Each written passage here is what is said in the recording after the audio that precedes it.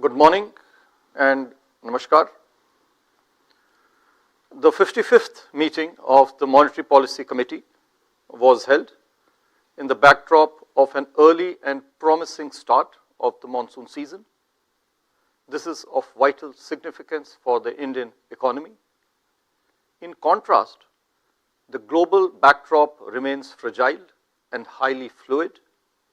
The uncertainty around the global economic outlook has somewhat ebbed since the MPC met in April in the wake of temporary tariff relief and the optimism around trade negotiations. However, it is still high to weaken sentiments and lower global growth prospects. Accordingly, global growth as well as trade projections have been revised downwards by multilateral agencies. Moreover, the last mile of disinflation is turning out to be a little more protracted. As growth-inflation trade-offs is becoming more challenging, monetary authorities are charting out a more cautious and carefully calibrated policy trajectory. Looking beyond the near term, growing economic and financial fragmentation is reshaping the global economy. Besides complex interconnections with the financial system, elevated debt levels, and growing influence of frontier technologies like AI are raising financial stability concerns. Amidst heightened volatility in capital flows and exchange rates, coupled with constrained policy space, central banks of emerging market economies have a tougher task to stabilize their economies against global spillovers. In this global milieu, the Indian economy presents a picture of strength, stability, and opportunity. First, strength comes from the strong balance sheets of the 5 major sectors: corporates, banks, households, government, and the external sector. Second, there is stability on all 3 fronts: price, financial, and political, providing policy and economic certainty in this dynamically evolving global economic order. Third, the Indian economy offers immense opportunities to investors, both domestic and foreign, through 3 Ds: demography. We have a high proportion of the working age population which is growing. It is becoming more literate, it's becoming more educated, more skilled, urbanized. Then there is the third D, the second D, the digitalization. We have very advanced and sophisticated public digital infrastructure. And domestic demand is the third D, which we are talking about over here, which is very important given the trends of deglobalization. This 5x3x3 matrix of fundamentals provides the necessary core strength to cushion the Indian economy against global spillovers and propel it to grow at a faster pace. We are already growing at a very fast pace. 6.5% is the highest, not only last year amongst major economies, but even in the last decade. Of course, we aspire to grow at a higher rate, and we are making all efforts in our vision of a Viksit Bharat by 2047. I now come to the Monetary Policy Committee decisions. The Monetary Policy Committee met on the 4th, 5th, and 6th of June, that is today, to deliberate and decide on the policy repo rate. And after a detailed assessment of the evolving macroeconomic and financial developments and the economic outlook ahead, the MPC decided to reduce, which is widely expected, the policy repo rate under the Liquidity Adjustment Facility by 50 basis points to 5.5%. I repeat, the reduction recommended by the MPC is for 50 basis points to 5.5%. This is with immediate effect. Consequently, the standing deposit facility rate which is the STF rate, shall stand adjusted to 5.25%, and the marginal standing facility MSF rate and the bank rate shall stand adjusted to 5.75%. I shall now briefly set out the rationale for these decisions. Inflation has softened significantly over the last 6 months from above the tolerance band in October 2024 to well below the target. Latest numbers are 3.2%, with signs of a broad-based moderation. The near-term and the medium-term outlook now gives us confidence of not only a durable alignment of headline inflation with the target of 4%. You are aware we had earlier projected for this year an average inflation of 4%, as excluded in the last meeting, but also the belief that during the year it is now likely to undershoot the target at the margin. While food inflation outlook remains soft, core inflation is also expected to remain benign, with easing of international commodity prices in line with the anticipated global growth slowdown. The inflation outlook, therefore, for the year is now being revised downwards from our earlier forecast of 4% to 3.7%. Growth, on the other hand, remains lower than our aspirations amidst challenging global environment and heightened uncertainty. Thus, the MPC felt that it is imperative to continue to stimulate domestic private consumption and investment through the policy levers to step up the growth momentum. This changed growth inflation dynamics calls for not only continuing with the policy easing, but also the MPC felt front-loading the rate cuts to support growth. Accordingly, the MPC voted to reduce the repo rate by 50 basis points to 5.5%, as already mentioned. After having reduced the policy repo rate by 100 basis points in quick succession since February 2025, the Monetary Policy Committee also felt that under the present circumstances, monetary policy is now left with very limited space to support growth. Hence, the MPC also decided to change the stance from accommodative to neutral. From here onwards, the MPC will be carefully assessing the incoming data and the evolving outlook to chart out the future course of monetary policy in order to strike the right growth-inflation balance. The fast-changing global economic situation too necessitates continuous monitoring and assessment of the evolving macroeconomic outlook. I will now come to the assessment of growth and inflation. First, growth. The provisional estimates released by the National Statistical Office placed India's real growth in 24-25 last year at 6.5%. During 25-26 so far, domestic economic activity has exhibited resilience. Agriculture sector remains strong with a very good harvest in both the Kharif as well as Rabi cropping seasons. The supply of major food crops is comfortable. The reservoir levels remain healthy. The highest procurement of wheat in the last 4 years provides a comforting stock position. Industrial activity is gaining gradually, even though the pace of recovery is a little uneven. Services sector is expected to maintain momentum. PMI services stood strong, as you are aware, at 58.8 in May 2025, indicating a very robust expansion in activity. On the demand side, private consumption, which is the mainstay of aggregate demand, about 56% of the total GDP, remains healthy with a gradual rise in discretionary spending. Rural demand remains steady while urban demand is improving. Investment activity is reviving as reflected by high frequency indicators that we track.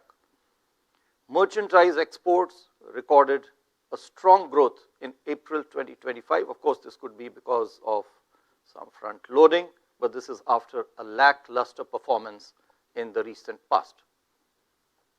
Non-oil, non-gold imports posted a double-digit growth, reflecting buoyant domestic demand conditions. Services exports continue on a very strong growth trajectory. Both the last month's figures have been quite robust. Going forward, the outlook for agriculture sector and rural demand is expected to receive further impetus by the expected above normal southwest monsoon rainfall. On the other hand, sustained buoyancy in services activity should nurture revival in urban consumption. The healthy balance sheets of banks and corporates, governments the government's continued thrust on capex, elevated capacity utilization, improving business optimism, and easing of financial conditions should help further revive investment activity. Trade policy uncertainty, however, continues to weigh on merchandise exports prospects. The conclusion of the free trade agreement with the United Kingdom and the fast progress that is being made in our negotiations with other countries, on the other hand, should provide a fillip to trade.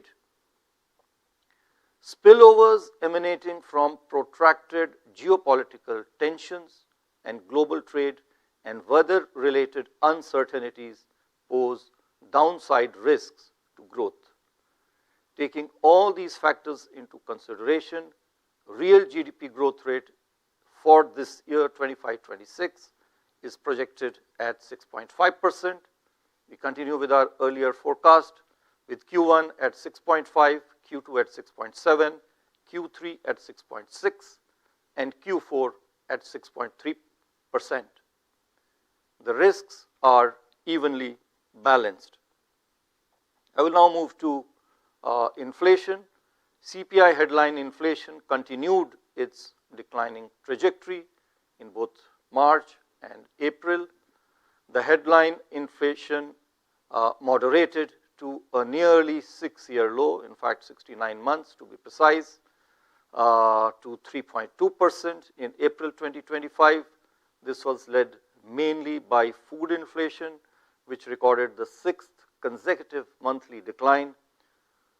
Fuel group, which had been earlier witnessing deflationary conditions, there was a reversal of the deflationary conditions, and it has recorded positive inflation prints in the last 2 months of March and April. This is partly because of the hike in LPG prices. Core inflation remained largely steady and contained during March and April, and this is despite the increase in gold prices, which exerted an upward pressure. The outlook for inflation provides towards benign prices across major constituents.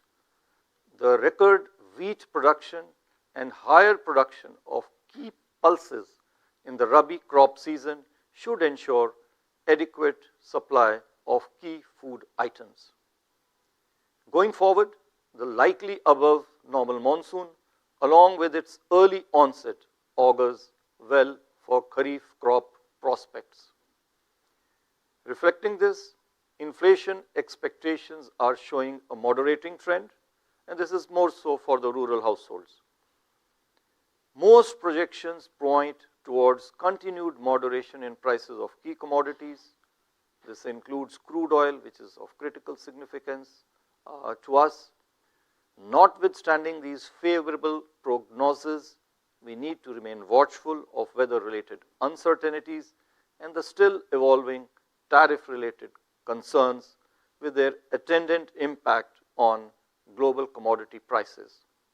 Taking all these factors into consideration and assuming a normal monsoon, CPI inflation for the financial year 25-26 is now projected at 3.7%. As I mentioned earlier, this is a downward revision from our earlier forecast of 4%.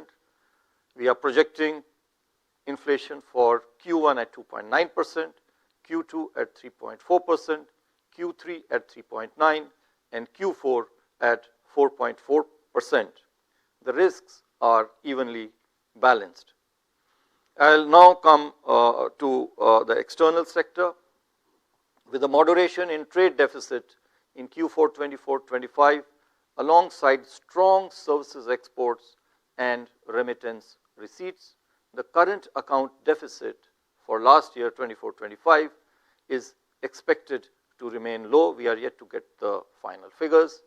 Furthermore, despite rising geopolitical uncertainties and trade tensions, India's merchandise trade remained robust in April 2025. As imports grew faster than exports, trade deficit, however, widened during the month, which is the month of April. Going forward, net services and remittance receipts are likely to remain in surplus, counterbalancing the rise in trade deficit. The current account deficit for this year, 25-26, is therefore expected to remain well within the sustainable levels. On the financing side, in 24-25, foreign portfolio investment to India dropped sharply to $1.7 billion as foreign portfolio investors booked profits in equities. Net foreign direct investment, FDI, too moderated. I would like to take a moment over here because there has been large and widespread commentary on this moderation of net FDI. Now, we look at net FDI primarily because of our concern regarding foreign exchange reserves, where the net becomes important. It's not only the net the inflows, but also the outflows, which actually lead to either an accretion or a depletion in the foreign exchange reserves.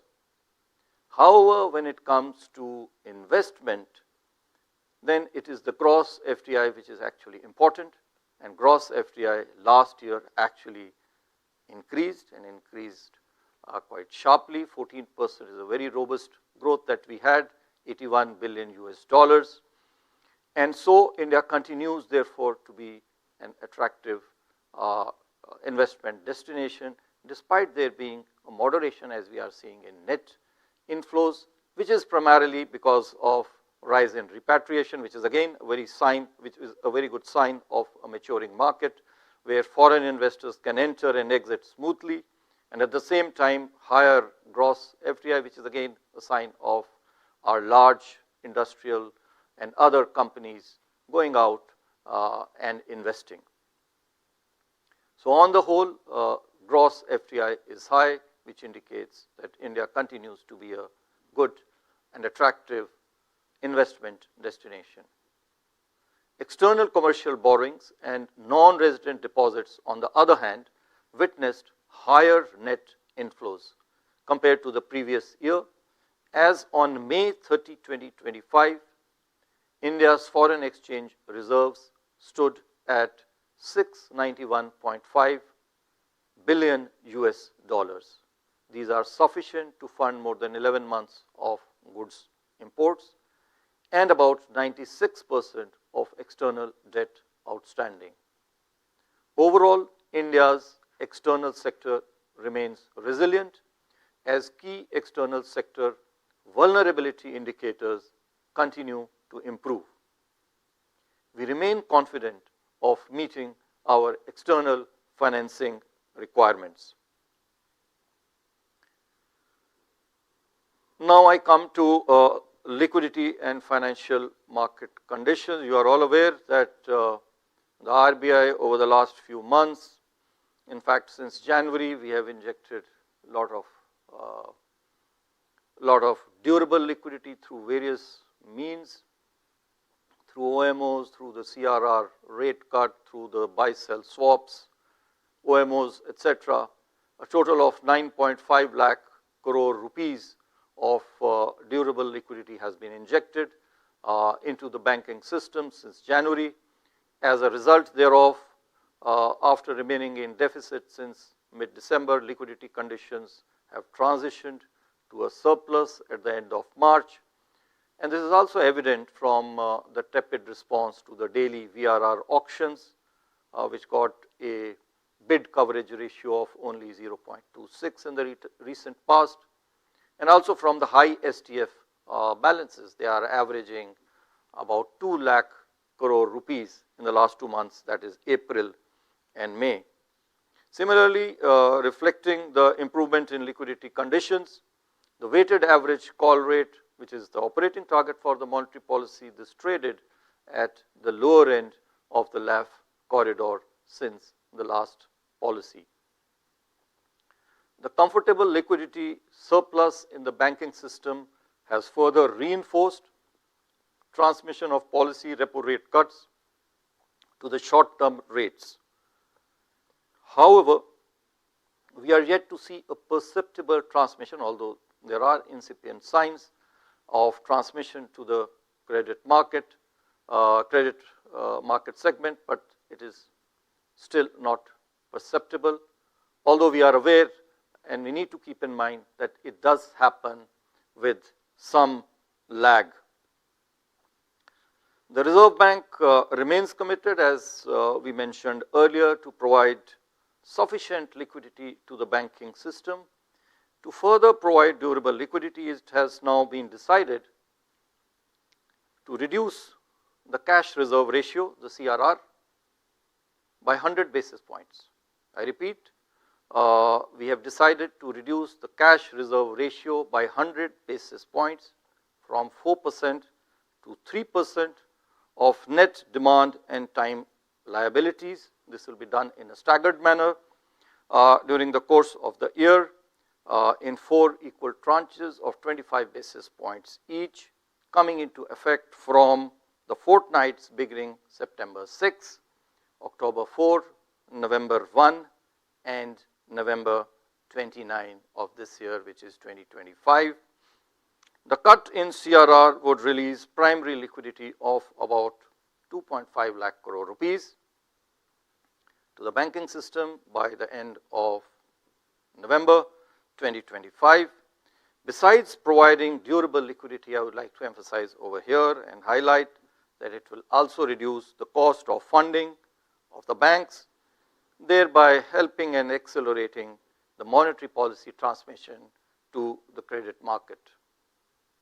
I would like to reiterate that we will continue to monitor the evolving liquidity and financial market conditions and proactively take further measures as may be necessary for liquidity and for monetary policy transmission.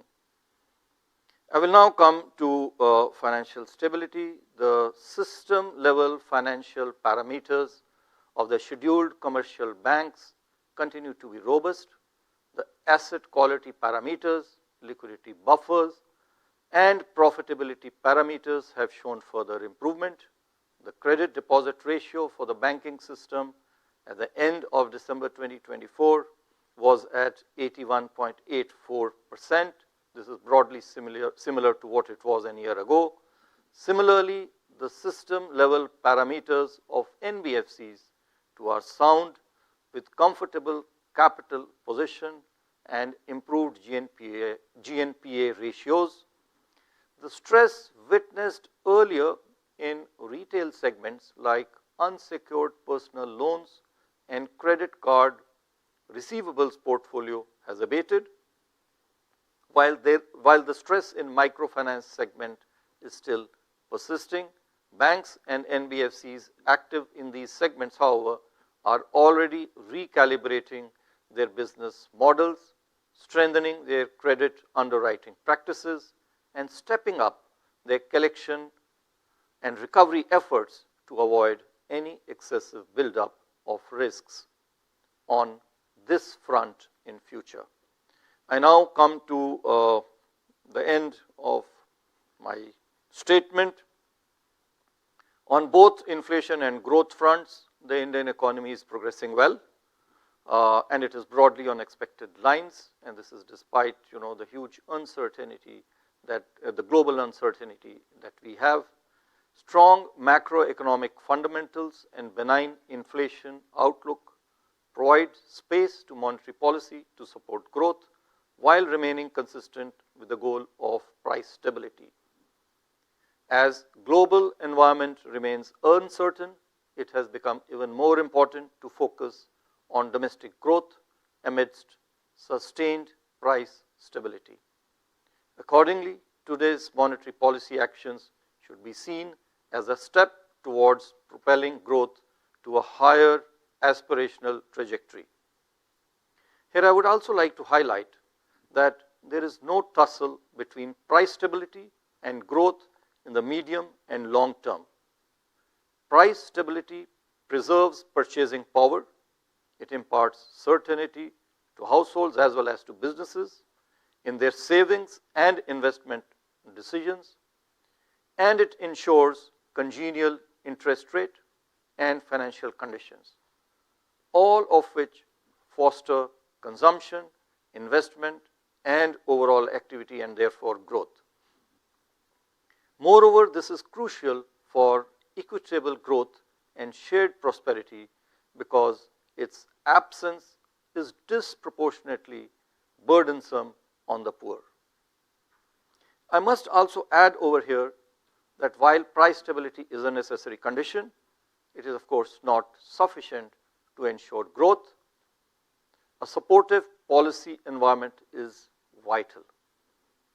And this is even more important during periods of high uncertainties such as the current times that we are witnessing.